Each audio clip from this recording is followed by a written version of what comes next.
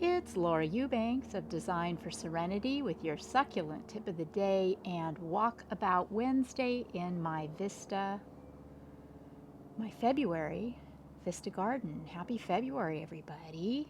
So, as you know, here in Southern California and Northern California and all over California, we had an obscene amount of rain, and I was very concerned that I would lose some things, but I didn't. Spoiler alert, didn't. So let's just check out the garden. I haven't shown you the front in a while, so we'll start out here. These are some aloe cameronii cuttings that I grabbed from a maintenance we did yesterday in La Mesa, and those will be installed in an upcoming project along with this very interesting aloe. This is called Moon Glow, and it's just different. So I thought I'd grab it for my project. It looks like it's going to be a clumping aloe, but I'm very curious to see what color flowers and what type of bloom it's going to throw off. This mounded area here under the fountain was submerged in the heaviest part of the rain. We have, a downspout here that downspouts right behind that blue ferrocactus, and this whole area filled up. The fountain looks spectacular, doesn't it? Look at the color on those sedum. Look at those. That's Vera Higgins. Look at these up here. So beautiful, isn't it? So colorful. Yeah, the fountain is doing really, really well. I'm very, very happy with that. And look, guys, I got this area done finally. I arranged the pots and threw down I had a little bit of leftover burgundy and black 3/4 inch rock and some pieces of rubble. So I went ahead and added those in. These euphorbia cuttings that Cullen gave me are starting to throw off some little roots, so that's exciting. And this lambii crest, I don't think this is going to make it, but it's so cool and structural that I decided, well, you know what, we'll see. In front of it is a mangave redwing that I got at Home Depot. It's from Mad About My Mangaves. And here is a Echinocactus grissonii white. This is a white spine that I got at Oasis. Very cool. And then my little corner pots over here are doing well. My Lactea crest is very happy. This little aeonium, I thought it was blooming, but now, I don't know, I think it might just be etiolated. I don't think it's getting enough sun. Well, it's not getting any sun over here. Look at the red ives. It's also pointing toward the light. No worries, I can pop those out and stick something else in. Same with this one here. Although that really does look like it's getting ready to bloom. I haven't put any water on these pots in a really long time. And you can kind of tell back here, the Senecio, look at how desiccated and thirsty that looks.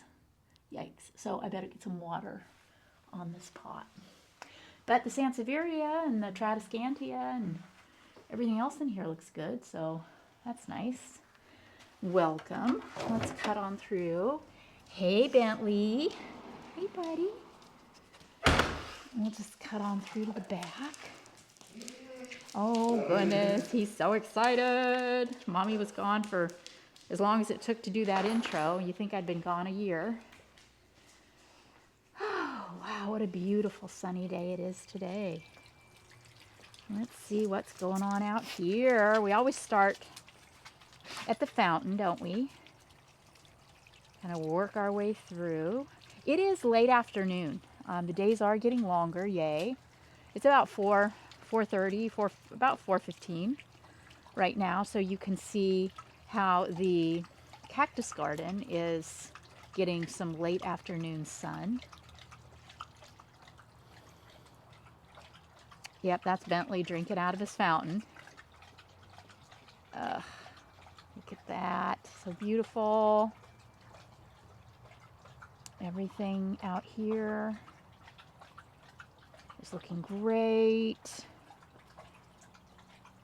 I bought my son 2 of these vases from Planter Paradise for his pillars up in Claremont. So we're going to go up this weekend. Our granddaughter Lucy is having her 3rd birthday, and our son is also celebrating a birthday. And I'll put those together up there this weekend, stage them. The petalanthus cuttings that we got from the Gleasons, look at that. Despite temperatures dropping into the low 40s, actually high 30s, low 40s at night, there's still some blooms on that petalanthus bracteatus. It's amazing. And a dear follower by the name of Jude gifted me with these look at these magnificent pots. She came down from Ventura to our sons in Claremont to gift myself and the crew with some of her handmade pots. I will put her information in the description of this video, because she donates all of her proceeds go to an orphanage in Haiti, and she is such a dear woman and so talented. I love the diversity in her pots. So if you are, in the Ventura area and you're interested in purchasing some pots from Jude, she doesn't ship. You'll have to go pick them up, but I highly recommend. Here's a couple more back here. So beautiful. So appreciate that. All right, and then here, look at that little beauty. This is actually going to bloom little yellow flowers, and it is pregnant and about to go off. Look at that. And all of those open. It's going to be amazing. And all of my little Echeveria and Echeveria hybrids and Millii are just going to town. And the little aloe topaz cutting looks a little worse for wear. Look, I mean, all of its little branches are brown. Look at all that dieback. But look at the bloom. Isn't that so funny? The plant itself looks like it's got, its foot in the ground up to its neck, but the bloom is just gorgeous. We'll investigate and see what's going on with that another time. This mammillaria has thrown off a pup and is doing very well. I haven't lost any mammillarias to rot since that first go round, so I'm encouraged. And the macrocarpus that had scale doesn't anymore. This is just scarring, and this is scale carcasses. Yuck, I know that's so gross. This is dead. They're all dead, so that's good. I got it. I got a hold of it. Got it taken care of before it took care of my plant. And my mangaves are starting to grow. And this, I believe this is Mission to Mars, and it's going to get big. But I think it'll be okay here, big. I'm not scared. Look at my limes back there. Oops, better get on that. I had a lady from the golf course come over when I was out here and ask for limes. And I said, oh girl, here's a bag. I gave her a bunch of them. Okay, let's see how good everything looks. The crest, the sunburst, I want to say it looks better, but it doesn't. It's just hanging in there. And you guys made a really good point with these air roots. It's like if these air roots can hit, oh, thank you, Bentley, he's giving me kisses. If these air roots can find the ground and root, you know, maybe that will support this area up in through here. And then what did I do? I shoved a rock in there, making it impossible for those roots to get into the soil. So, but you know what? It's okay, right? I mean, look at it. It's a little wonky, but generally speaking, it's very much alive. And I think I'm going to replace I have 3 little 1-gallon Portulacaria afrovariegatas that I think I'm going to replace with Ruchia. I mean, I love the color and the texture on this plant, but this is such an aggressive grower, and it's just going to overtake the areas. It's already starting to overtake, and the Ruchia, I think, will just long-term be a better ground cover. I'll show it to you when we get there. Look at that. Can you even with that? Echeveria Harmsii ruby slippers. So pretty, right? I feel like I need to talk in a hushed voice. Look at how these things are just knitting together so beautifully. Spectacular.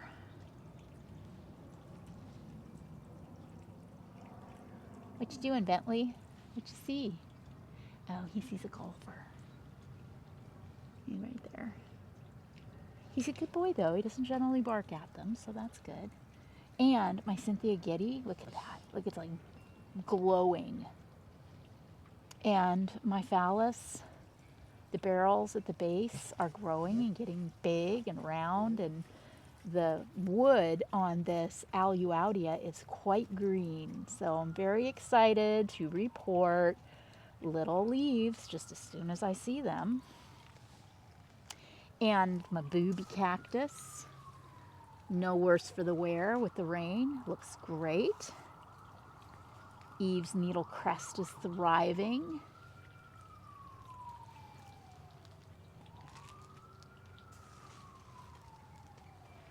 Wow. Look at all that.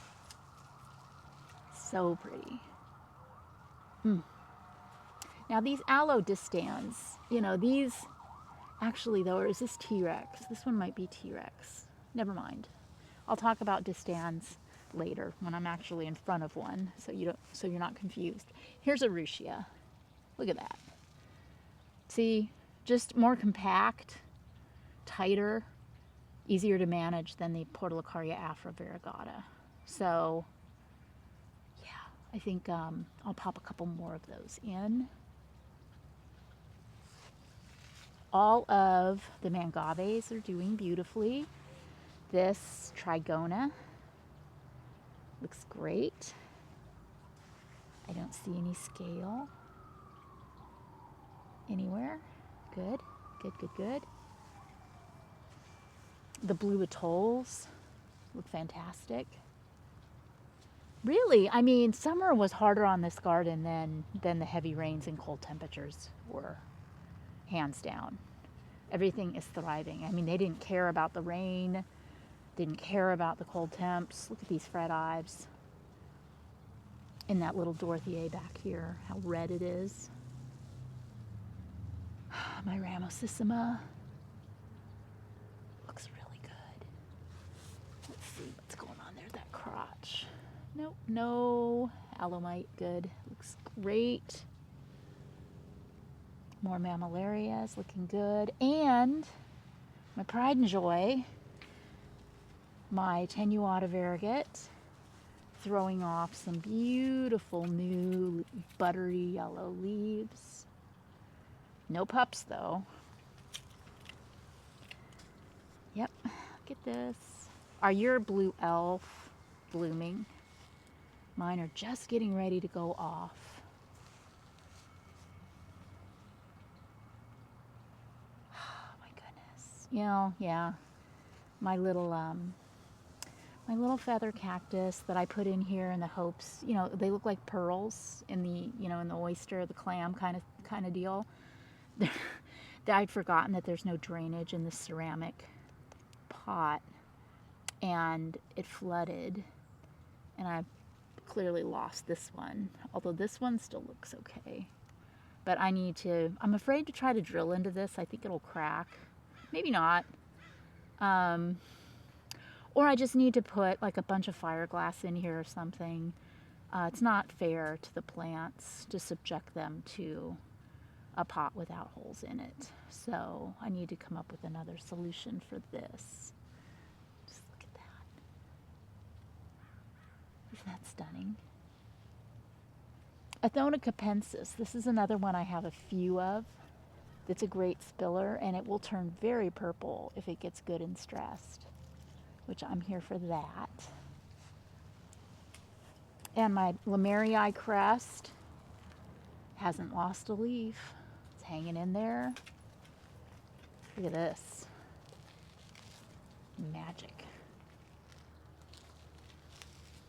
Yeah, now see, this clam shell does not have any drainage either, but it's tipped in such a way. See, I've got another one of the little cactus in here that's just fine. But I think the way I have this tipped so dramatically, the water runs off and out, and so it hasn't suffered any rot. Huh, Bentley? Yeah, oh goodness, yeah, you're a good boy. What a good boy. I have a surprise to show you guys too when we get around the corner. Oh, look at that aloe. The blooms have just been gorgeous for weeks and weeks and weeks. I'm trying to see, I don't see anything untowards, guys. Wow. Look at the color on this echeveria. Look at how pink and purple that guy is. Very cool. Yeah, everything looks good. Here's another Dorothiae, but it isn't as orange due to the location. This gets a lot more shade over here, I think.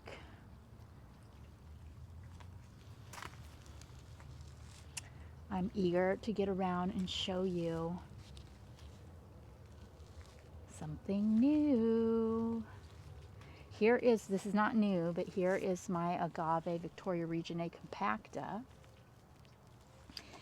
And I was out shopping for a client, and I found this agave Victoria Reginae porcupine.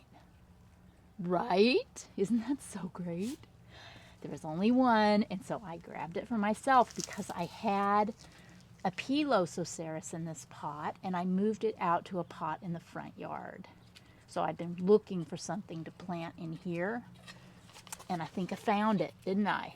Yep, so I haven't planted it yet, but I will before we talk again. Look at that millii back there, just blooming its head off. You can barely see the orange pot. That's so funny. My beautiful mangaves are doing really, really well. So happy. And my lemon tree. We've eaten almost all the lemons. There's a couple left, but I'm also seeing some sweet little blossoms on this tree, which makes me happy. And the new growth, the leaves aren't yellow or curling, so that also gives me hope. I've been, fertilizing organically with the citratone, the espoma, and I've been very faithful about watering deeply. Oh, I'm sorry, I just neglected Ursula. Look at her, our octopus, a little euphorbia. She's got some really cute little flowers. Look at that. She looks great. Really well protected up there under the eaves. And then around the corner, finished the tour with this potted grapefruit and ghosties. The ghosties looked so bad in August after we moved here, and they all were broken, and then it got really hot, and they have definitely made a fabulous comeback. And the little grapefruit tree, look at the new sweet little growth. I'm going to give this plenty of time to regenerate. We should be seeing some blossoms on here soon. I don't eat a lot of grapefruit, so even if it only gives me a few each year, I'll be happy with that. Yeah, so there you have it. There's my Pilo reaching for the sky. This is it. I'm so pleased and so happy and relieved that everything is thriving, and I didn't have any mass casualties. Sometimes, rot can take a week or two to see, sometimes longer, but it looks like everything's okay. It's just amazing to me because, like, the cactus garden here got flooded big time in the rains, and I really was concerned about the mammillaria that I have in here, but it's fine. So, yay!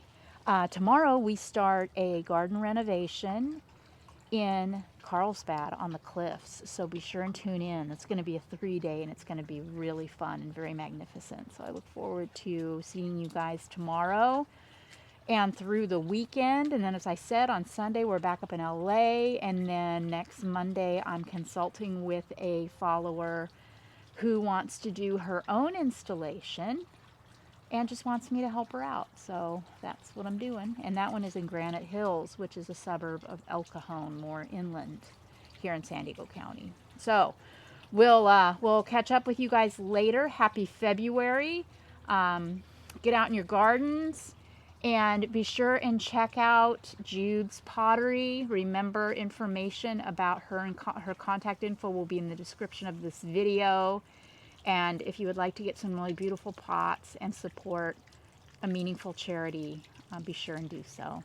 This has been Laura Eubanks with Bentley the Succulent Dog in my Vista garden with Walkabout Wednesday and your succulent tip of the day. Bye, guys.